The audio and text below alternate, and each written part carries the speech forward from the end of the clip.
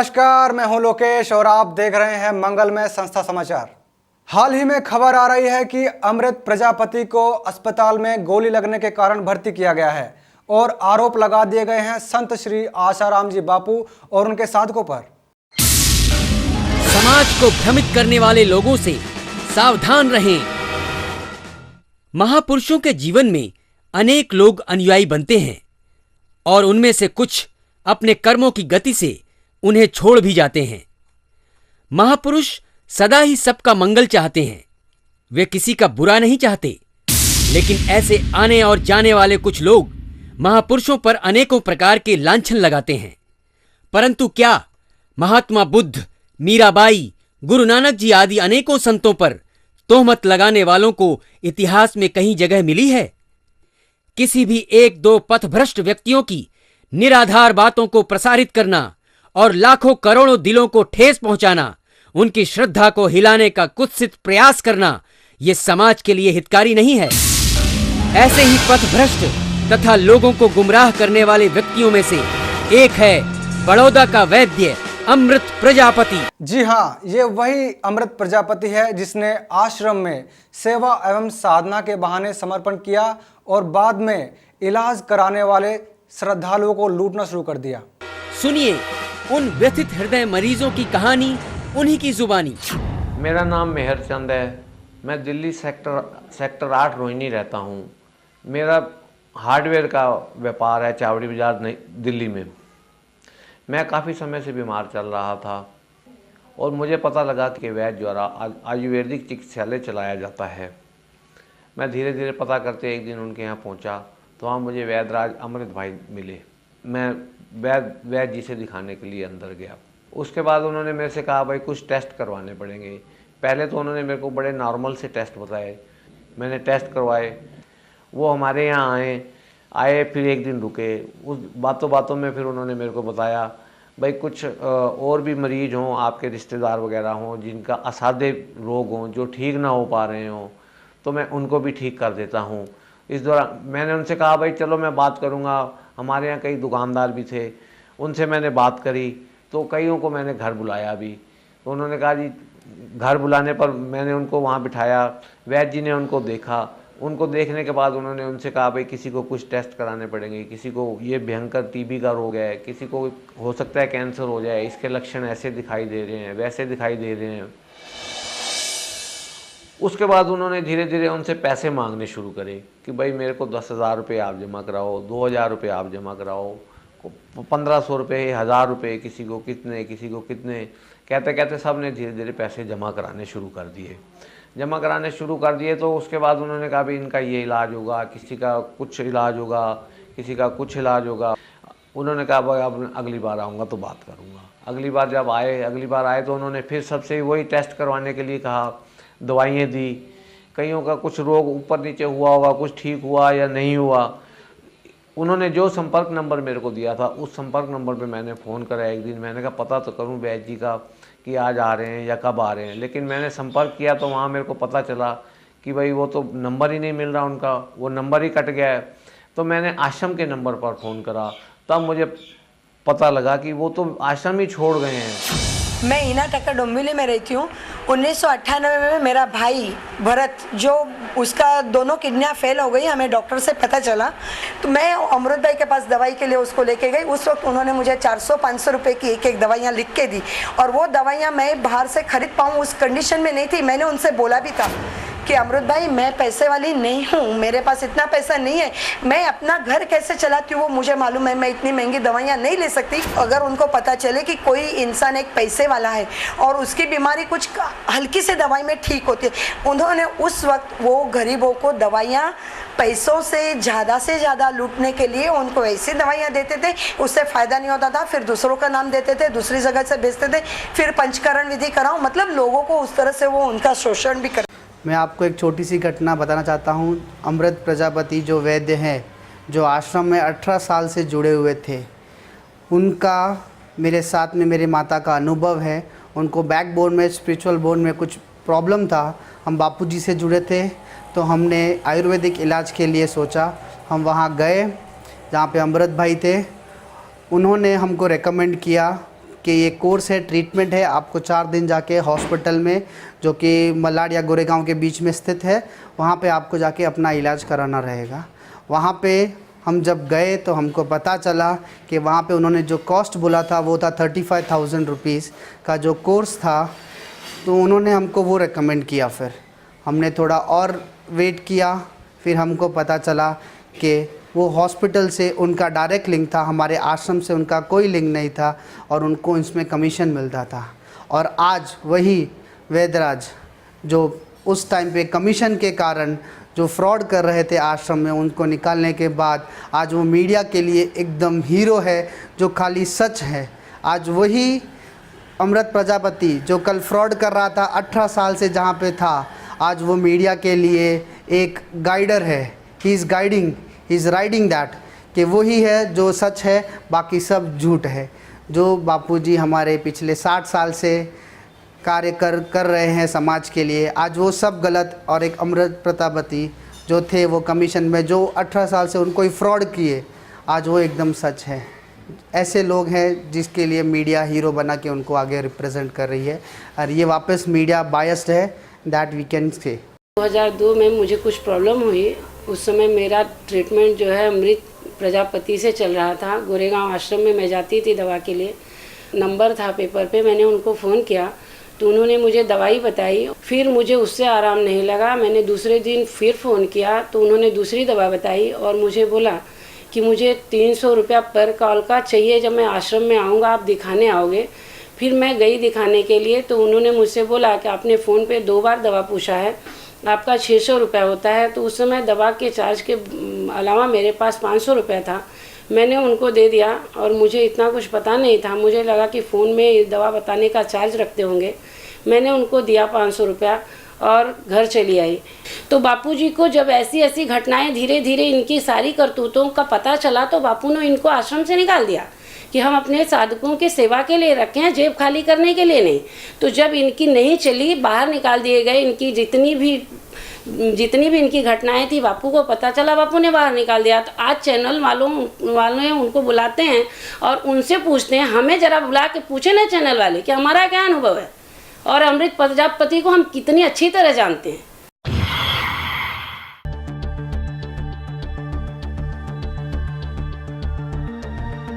આસારામ બાપુના જાણીતા વૈદ્યરાજ અમૃત પ્રજાપતિએ ભૂતકાળની અંદર આસારામ બાપુના આશ્રમમાં વૈદ્યરાજ તરીકે સેવાઓ આપી હતી।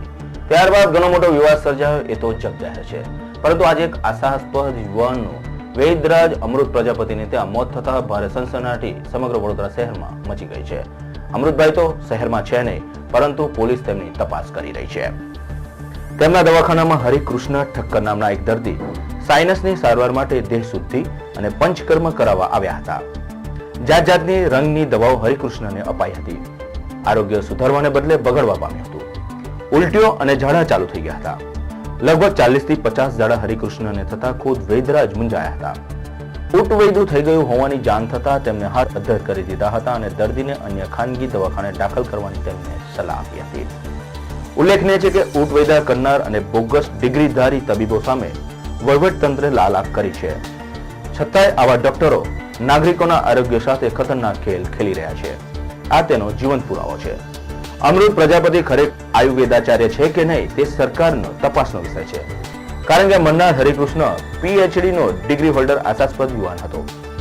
ભર યુવાનીમાં મોતની પછેડી ઓઢનાર ભાઈના કમોથી અશોકનો અંતરાત્મા ઉકળી ઉઠ્યો હતો અને બીજા કાંઈ આવા અમાનવીય વેદકોના હાથે વધેરાઈ ન જાય તે માટે તેને પોલીસને ફરિયાદ કરી છે અને જાહેર જનતા જોગ એક નિવેદન મીડિયા સમક્ષ આપતા જણાવ્યું હતું કે પેશન્ટ મરનાર વ્યક્તિનો ભાઈ બોલું છું, અશોક ઠક્કર, અને આ ભાઈની ટ્રીટમેન્ટ ચાલતી હતી આસારામ બાપુના આશ્રમમાં જે સેવા બજાવતા હતા અમૃતભાઈ પ્રજાપતિ, નહેરુ ભવન, રાજમહેલ રોડ, અને ત્યાં 1 માસથી ચાલતી હતી ટ્રીટમેન્ટ। અને તારીખ 13/5/2009ના રોજ વોમિટિંગની દવા આપી હતી લુદ્દી જેવી, અને એનાથી આડઅસર થઈ છે અને ડિહાઇડ્રેશન થઈ ગયું છે। વોમિટ તો થયું નહીં અને તે ઉપરાંત ડિહાઇડ્રેશન થઈ ગયું અને 40 થી 50 આપણે ઝાડા થઈ ગયા છે। અને 2 વાગ્યાનું આ ચાલતું હતું, તેમ છતાં સાંજ સુધી મને કોઈ પણ પ્રકારની જાણ કરેલ નથી. એના ભાઈ છું તેમ છતાં, અને કેસ ખૂબ જ સિરિયસ થઈ ગયો. એ પછી એમણે હાથ ઊંચા કરી અને છેલ્લે જાણ કરી કે ભાઈ તમે તમારે ભાઈને લઈ જાઓ, ગમે તે હોસ્પિટલમાં લઈ જવા હોય ત્યાં. એટલે મારી નમ્ર અપીલ એ જ છે કે આ ઊંટ વૈદા પાસે सन 2008 में भी अमृत प्रजापति ने आशाराम बापूजी को बदनाम करने के लिए एक लड़की को बुर्का पहनाकर मीडिया के सामने पेश किया, जो बाद में पुलिस जांच में उसकी खुद की ही पत्नी निकली। जी हाँ, इसकी टीम का मुख्य शख्स वैद्य अमृत प्रजापति भी इसी लाइन ऑफ एक्शन में चल रहा है। अमृत प्रजापति ने एक प्रेस कॉन्फ्रेंस में एक लड़की पेश की। हाँ, उसने फोन पर मेरे को ये बताया कि मैं समाज के लिए मेरी जो घटना हुई है मेरे साथ वो बता सकती हूँ। हाँ, तो मैंने उसको यहाँ बुला लिया। हाँ, क्योंकि मेरे पास इतना वो नहीं है कि मैं दिल्ली में जाकर के दिल्ली में किस तरह से आप जैसे लोगों के साथ पहचान नहीं है मेरी कोई। इस प्रेस कॉन्फ्रेंस में नजर आ रही बुरखे में पूरी तरह से ढकी ये लड़की बापू पर आरोप लगाती है।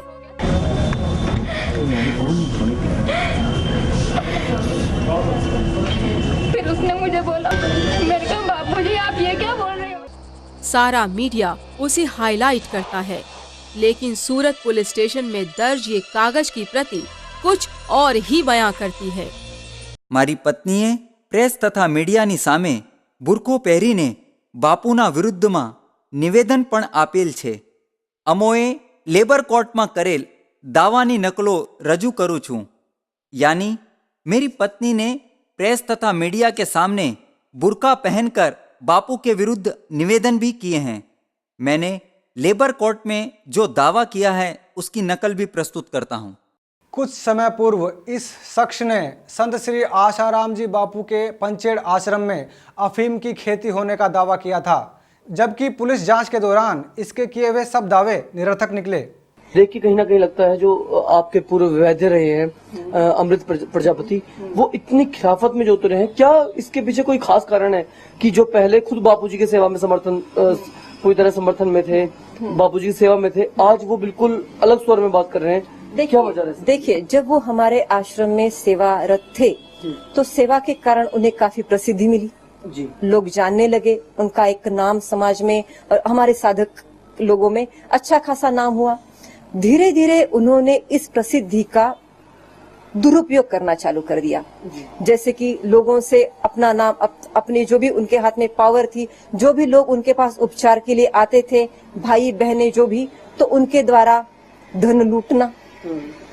जैसे कि मुझे यहाँ पहुंचना है, आप मेरे लिए फ्लाइट की टिकट कराओ, अथवा आप इसी हॉस्पिटल में एडमिट हो जाओ पंचकर्म के लिए, वहाँ हजारों का बिल बनाना, किसी का 25,000 का, किसी का 50,000 का, 10-15, और लोग विश्वास करते थे कि भाई ये बापूजी के आश्रम में रहकर सेवा कर रहे। इस प्रकार की कोई उटपटांग दवाइयां बनाना, जो भी, जब उनके महिलाओं के साथ छेड़खानी करना, जब इस प्रकार की कुछ कंप्लेंट्स मेरे पास आई, तब हमने इसके ऊपर इन गंभीर आरोपों के ऊपर ध्यान देते हुए उन्हें आश्रम से निष्कासित किया। और निष्कासित होने के बाद जो उनके पास इतना बड़ा प्रचार प्रसार का माध्यम था, एक प्रसिद्धि का माध्यम था, वो तो उनका चला गया। अब वो चला गया तो उन्होंने अवैध मार्ग अपनाया है प्रसिद्धि का। वो इस प्रकार के बेबुनियाद आरोप लगाते जा चुके हैं और इनमें से एक भी आरोप आज तक सिद्ध नहीं हुआ है। जैसे अभी का जो आरोप लगाया कि पंचेड़ आश्रम में अफीम की खेती है और आबकारी खाते में क्लीन चिट थी 2 घंटे की तलाश करने के बाद, ना ऐसी अफीम की खेती उन्हें मिली, ना ऐसी कोई पंचेड़ बूटी उन्हें मिली। जब इस शख्स ने पूज्य संत श्री आशाराम जी बापू के ऊपर निराधार आरोप लगाए तो मीडिया ने प्राइम टाइम पर उन्हें खूब बढ़ा चढ़ाकर दिखाया, लेकिन जब इस आपराधिक प्रवृत्ति के व्यक्ति को माननीय नरेंद्र भाई मोदी जी की सभा में रंगे हाथों लोडेड गन के साथ पकड़ा गया तो मीडिया में कुछ भी नहीं दिखाया गया। आश्रम में उनके गलत चाल चलन के कारण निकाले गए अमृत प्रजापति एवं उनके साथियों ने साजिश करके संत श्री आशाराम जी बापू पर कई आरोप लगाए। पहले भी इस तरह का कुछ षड्यंत्र राजू चांडक ने अपने आप को गोली लगवाकर किया था। हाँ, ये धर्मांतरण वालों ने राजू चंडक आश्रम से निकल गया, उसको हायर किया। और उसने 307 बापू पे केस करा दिया कि बापू ने मेरे को गोली लगवाई। गोली कहाँ लगी? बोले साबरमती रामनगर। इतने बजे? कैसे? बोले बाइक पे आ रहे थे 2 आदमी। कौन था? बोले बापू का शिष्य था, गजानन था, पीछे बैठा था, एक ड्राइविंग कर रहा था। धाड़ धाड़ धाड़ 2 गोली आगे लगी, एक पीछे लगी, वो तो निकलती भी नहीं। 2 गोली लगी, फिर क्या हुआ? बोले तीसरी भी लगी, पीछे से जाते समय मारी। फिर क्या हुआ? बोले मैं बाइक चलाकर प्राइवेट हॉस्पिटल में भर्ती हुआ। अच्छा, 3 गोली लगी, बाइक चलाकर प्राइवेट हॉस्पिटल में भर्ती हुआ। उसकी FRI ऐसी है। उस 2 दिन वहाँ रहा, मतलब जो नकली फिट कराना था, गोली बोली रॉड नहीं फिट करा देते। फिर मैं सरकारी हॉस्पिटल में आ गया। तो पुलिस अधिकारियों को भी तो अक्ल होती है, बापू के पास काहे को आएंगे? 307 कलम तो लगा दी, लेकिन कभी सुना कि बापू को, वो तो बकते थे रोज, बापू को कहीं भी पकड़ सकते। अरे सेवक और वकीलों ने बोला कि इनकी FRI क्रश हो जाए, ये झूठा केस है, बापू को तंग न करे तो ऊपर जरा करे, तो ऊपर कुछ उनका ढालकल ही नहीं। तो फिर मीडिया वाले बोलने लगे बापू को कभी भी पकड़ा जा सकता है, बापू कभी भी जेल जा सकते। बकने वालों ने खूब बकने से कमी नहीं रखी। इनके गिरोह में कुछ समय के लिए शामिल भोलानंद ने जब इनके सारे राज खोलने शुरू किए तो इस तरह की साजिश होने की आशंका उसने पहले ही जता दी थी। मैं अभी आपको एक और बात बताना चाह रहा हूं, थोड़ा सा ध्यान से सुनेंगे। हम जब आपस में मिलते बैठते थे, ये लोग एक बहुत बात बोलते थे अच्छी। ये क्या कहते थे? बोलो, देखो मैं महाराज जी की बात ही कह रहा हूं, अभी जो आक्रमण की बात की इन्होंने, वही बात मैं कहना चाह रहा हूं। इनका ये कहना होता था, बोल गुप्ता जी देखो, आप फंसते हो या हम फंसते हैं, हम में से कोई भी अगर पकड़ा गया तो हम क्या करेंगे, एक दूसरे को गोली मार देंगे या चक्कू से वार कर देंगे। ये इनके लफ्ज थे, कई बार बोले इन्होंने।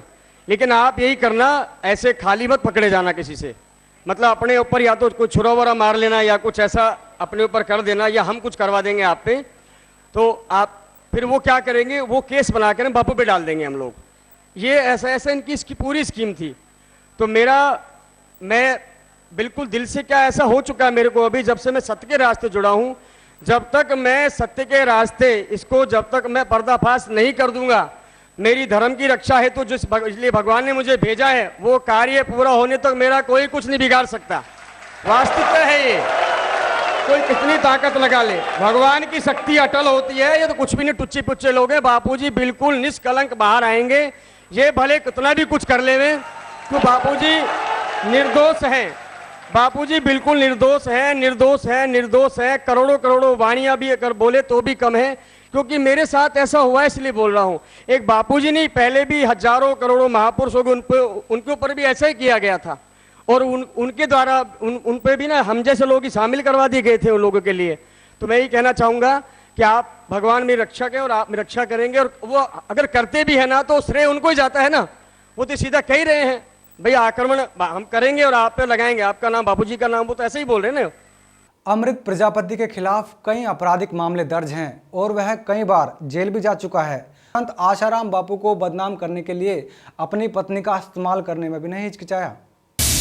अब आप ही सोचिए, ऐसे चरित्रहीन और पैसों के लिए लोगों के प्राणों के साथ खिलवाड़ करने वाले शख्स की बातों पर विश्वास करना क्या उचित है? कपोल कल्पनाएं और मनगढ़ंत आरोप बनाकर संतों के प्रति समाज को गुमराह करने वाले लोगों को मीडिया में प्रसारित करना क्या देश की एकता और उन्नति के लिए हितकारी है? कहीं ये आपराधिक मानसिकता वाले लोग फिर से कोई नया खेल तो नहीं खेल रहे? आखिर क्यों ऐसा होता है? जब भी संत श्री आशाराम जी बापू की रिहाई को लेकर कोर्ट से किसी अहम फैसले की उम्मीद होती है तो इस प्रकार के घृणित आरोप उनके या उनके भक्त के ऊपर लगा दिए जाते हैं। क्या ये महज एक इत्तेफाक है या फिर सोची समझी साजिश? सिक्के के दूसरे पहलू को जो मीडिया आपको नहीं दिखाना चाहता है उसको दिखाना हम अपना कर्तव्य समझते हैं। फैसला आपके ऊपर है कि क्या सही है और क्या गलत। हम फिर कुछ चौंकाने वाले तथ्यों के साथ आपके सामने पेश होंगे। मंगलमय चैनल सबका मंगल चाहता है। मंगलमय चैनल के साथ जुड़े रहने के लिए धन्यवाद। नमस्कार।